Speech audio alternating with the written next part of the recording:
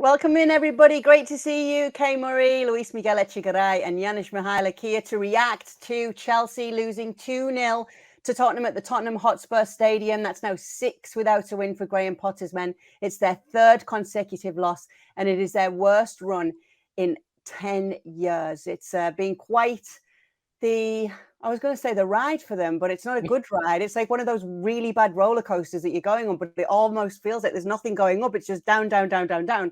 So we're going to start with the reaction to Chelsea, guys, and then we'll get to Spurs and what they did. It's not good news for Potter, obviously. That's stating the obvious here, Luis, because we keep hearing that he's going to be given time, but that pressure just keeps mounting and mounting. And a third consecutive loss like this and not scoring a goal either, it just continues for us to point to the fact that they've spent all this money and there is not an orthodox striker for them to have in this side, especially with all that money spent. The key component right there, Kay Murray, is what you just said at the end there, right? The planning in January was disastrous. So much money spent on tremendous star power, individual prowess, but they've scored 4 goals in all competitions in 2023. Let me say that again, 4 goals. My very own Ollie Watkins has more goals in 2023 than Chelsea Football Club. So yes, Graham Potter, unfortunately, the cruel reality of the Premier League means that Graham Potter probably is going to be even under more stress. But Graham Potter is not the main issue here because obviously things will click. This is a fine manager who obviously needs time, but the cruel reality of the Premier League doesn't give you that much time. I just think that, like you said, all that money spent in January, and how could you not focus on a top striker? You don't even have to spend that much money. You don't have to get Erling Haaland or somebody like that, but somebody that can help you get some goals. And unfortunately, to me, that's the problem, where Todd Boehly, by spending so much money, simultaneously gave so much pressure to his manager to deliver, because this game of ours is not about individual prowess, it's about cohesion. And that right now is not happening with Chelsea. So I feel for Graham Potter, I feel for Chelsea fans, and right now the reality is pretty simple. A lot of star power, it will click, but it doesn't matter because you need goals at this moment, and it's not happening. I mean, you say it will click, but do you see any signs, Janusz, that it will click for this Chelsea side? Because it's such a big squad that he's got to deal with. He's got to decide what his best 11 is. I mean, we did see some good signs against Borussia Dortmund, even though that was another loss for them. But what signs are there that there is going to be clicking going on with this side? None. There are no signs, right? I mean, sports are results based. And, if you look at Graham Potter, I mean, he's a likable figure. I still do believe he's a good manager. But I mean, at some point, it is about results and you have to show that progress. I mean, all season, Chelsea hasn't beaten an opponent in the top half of the table all season. Not one, right? If you go all the way back to the last season, I think they have 5 wins in 28 games against a team in the top half of the table. I'm not even talking top 4, top 6, whatever you want to say. So, that's obviously not just on Graham Potter, but since he came in, I mean, what is it, 2 wins? And when you look at that from that standpoint, you have to wonder. I mean, it started okay today, I think, but the end product always seem to be the same, and you can't escape that. And if they are going to give him time, fair play. But at what stage do you say to yourself, for a club like Chelsea, how long are we going to wait for a little bit of progress right now? Because at this point, they can't win and they can't score. I mean, those are important 2 things in the game of football.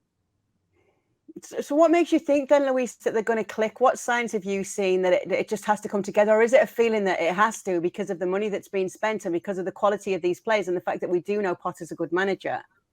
Yeah, notice one thing I said. I said it will click. I didn't say when it will click, right? Maybe they need a whole preseason. Maybe they need to wait for 2023, 2024 to get it going, right? But it will click. It has to. It just obviously, I think Potter needs a little bit more time. But like Janus said, you need wins. You need goals in the Premier League, and there is no time. And Chelsea fans are obviously getting tired. And I do want to say one thing, though.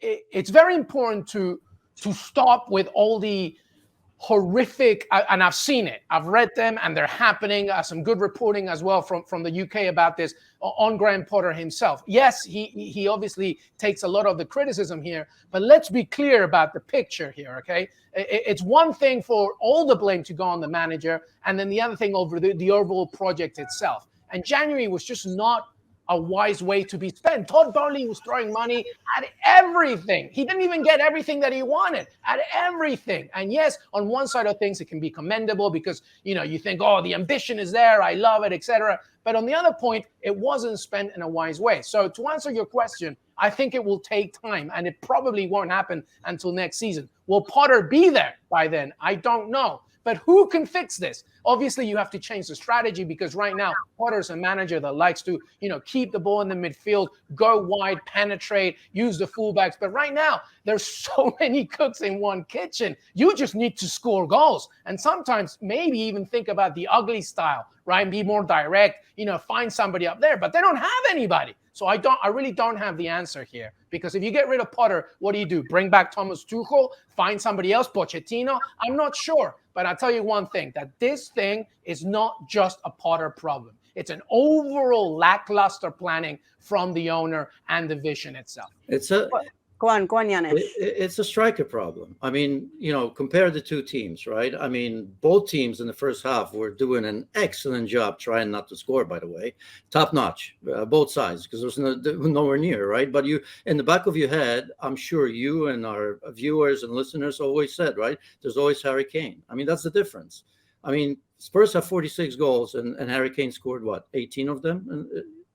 And do the math right there, 28 goals without Harry Kane, and Chelsea have 23 scored on the season. I know that this is not that simple, but to some degree it is, because Spurs aren't special this season, that's for sure, and they have their up and downs. But at the end of the day, there's always Harry Kane who consistently scores goals. Which goes back to my point. Which was the overall planning in January. Instead of spending 100 million on Enzo Fernandez, a tremendous player who's not going to solve everything, why don't you just make your number one ticking thing in your priority list in January? We need a striker. Pierre-Emerick Aubameyang is not working. Kai Havertz is not really a natural center forward. We need somebody that can get us goals. Okay, we may not be able to get exactly who we want, but we need goals. That was a problem before Christmas. That was a problem in January. That was a problem with or without Potter. So instead of focusing just on all these amazing players, bring in Joao Felix. Oh, somebody else is going for Moises Caicedo. We're going to go for him too. Oh, let's spend all this money on Enzo Fernandez. No.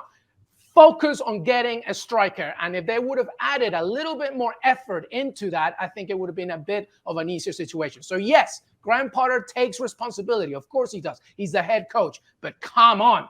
This planning in January was disastrous. Look at all that money that was spent and not one on a top-notch striker. That's ridiculous. All right, so it's glaringly obvious that they need a striker, and we all know that. But this is what I don't understand, Janus, because what was it? Just 2 shots on target today. And you can point to some other teams. There's been criticism that Man City are struggling more because of Haaland and because that's not working for them. Obviously, that they've paid to critics like that in their last result. And then even with a team like Bayern Munich, when they lost Robert Lewandowski, we still saw other players who weren't out-and-out strikers sharing the role of getting some of those goals. So why isn't even that happening for Chelsea in the meantime?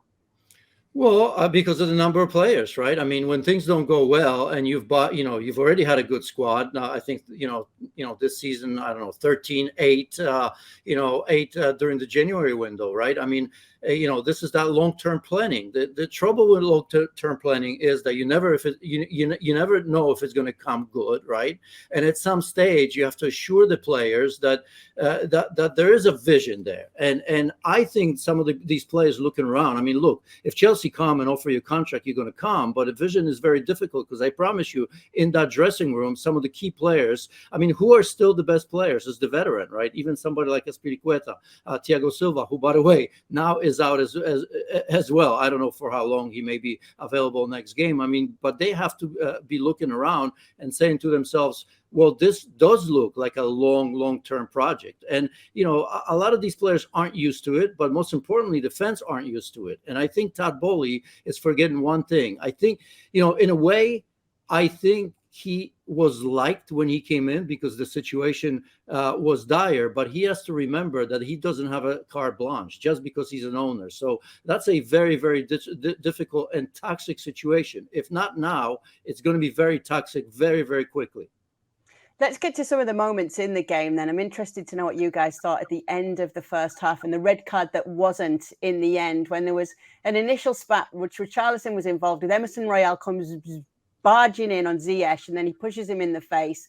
that was a bit of a weird moment because we didn't really know what was going on. I don't know if the referee did at some point, Luis. Yeah, and that's why I'm just like, I mean, what did we do 2 weeks ago when, you know, we did our little hot take on why I really detest, I don't detest VAR. I hate the way it's being used right now. Today was a perfect example. It was like so confusing. It was a little bit like, you know, John Travolta in Pulp Fiction when he's like kind of lost looking around and stuff, that meme. Like that's exactly what everybody's feeling right now in the Premier League. I don't know what's happening. Ziyech originally was given a red card because of the official rule of violent conduct. He pushed his hand, even though it didn't touch his face, he shoved it towards the shoulder, reaching out to the face. That, for the referee in that moment, Stuart Atwell, seemed as violent conduct, which I agree. Then VAR comes in and says, hold on a second, take a look at it again. They did, and then he reverses it back to a yellow, which was very confusing because it's not about whether you touch the face or not. That was clearly violent conduct. Then the official referee group came in at the end. We were watching it live. I mean, the guys from NBC were talking about it, and they said, yeah, apparently the official calling was like, at the end of the day, it didn't seem as violent conduct, which I completely disagree. Here's the problem. It was so confusing in the way it was handled. And when VAR comes in that specific moment to tell Stuart Atwell to relook at that, it belittles and undermines the decision-making of the main official. So already there's a problem. And then there's no explanation at the end of it, not at the end at least. So that was a really badly managed way of doing things. I thought it should have been a red, definitely. And it made it even more confusing when he was asked to look at the monitor again. Thank you very much for watching ESPN FC on YouTube. For more highlights, analysis, and exclusive content, be sure to subscribe.